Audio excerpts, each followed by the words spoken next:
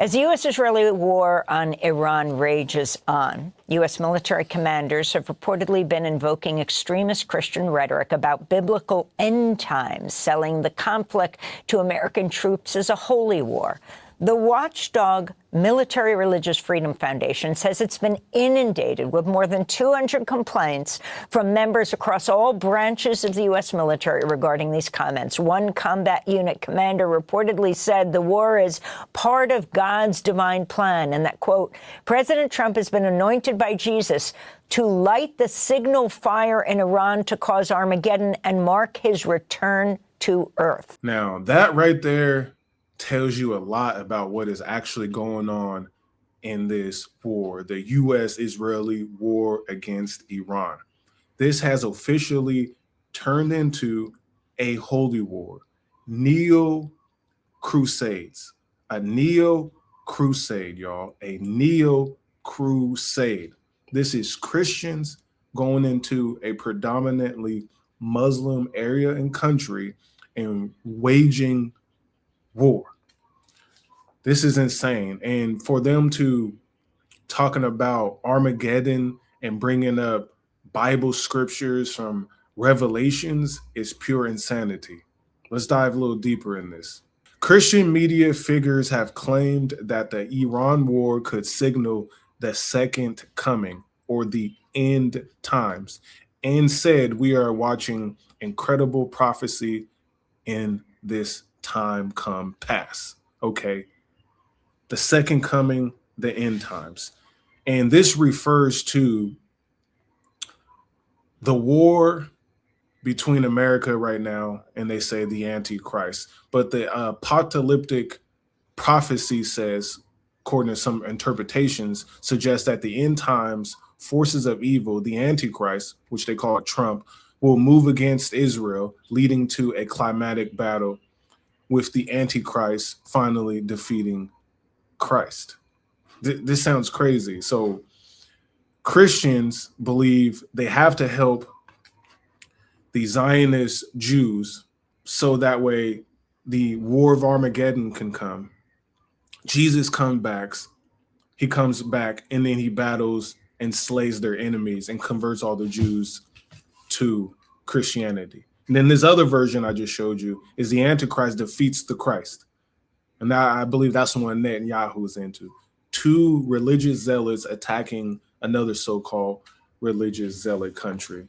Pure insanity, y'all. But this is what we're dealing with. And my question to y'all, is Trump the Antichrist? Is he bringing us into war for Netanyahu and the nation of Israel? Not the biblical nation, but the nation of Israel. I got another clip for y'all. Listen to this. But if your Christianity makes you subjugate, dehumanize, marginalize, oppress, and maim and kill people to maintain your power, that is not the Jesus of Nazareth that is taught in the Bible. That's a twisted version of Christianity that props up the empire. Be careful about using the Bible to justify policy. It was the Bible that many people used to justify slavery. It was the Bible that people used to say that black people couldn't marry white people. And we also have known that for the past 40 years, it seems that a lot of Jewish interests are mandated and seen as preeminent in American politics. The president and the Secretary of State both have said, we did this in order to protect Israel. And so that is because of the interests and the finances that have been invested from those who represent Jewish interests. But I also want to suggest and share with you that there is a theological lens behind this as well. Because many people read the scriptures where it says we should pray for the peace of Israel and that God promised the land to Israel. And so what is happening now is people can't demarcate between what I want to call the nation of Israel versus the state of Israel. The Bible talks about Israel being the chosen people of God, dating way back to Abram in Genesis chapter 12, when God told Abram to leave the Ur of the Chaldees and go to a land that he would show him, that he would make him Abraham, father of many nations. God said about Abram before he became Abraham that whoever blesses you, I'll bless. Whoever curses you, I'll curse. And in you would all families of the earth be blessed, that I'll multiply your seed as the stars of heaven. And so many people feel that Israel and Jewish people are the chosen people of God, and our responsibility is to pray for the peace of Israel. And so as a consequence, and from a theological lens, so much has been spent on prioritizing Israel because they believe that's going to be the place where the Lord returns. And so, but not only that, and so we find people from an evangelical lens, they prioritize that so much because they believe it's the Holy Land of Jesus Christ. Now, what I want to share with you is what we've somehow conflated the nation of Israel with the state of Israel. The state of Israel came about in 1948, around May of 1948. But let me give you a little context about the state of Israel.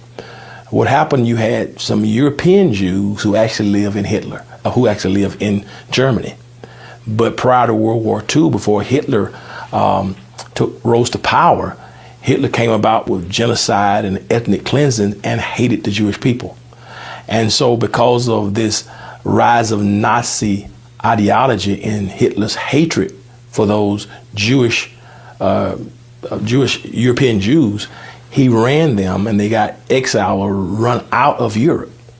And because of that, America formed a pact along with some other European nations with the state of Israel. And so the state of Israel was officially adopted and ratified in 1948. And so what happens now, Benjamin Netanyahu does not represent the nation of Israel. He represents the state of Israel. The nation of Israel is a celestial covenant, a spiritual covenant God made with his people in the Bible.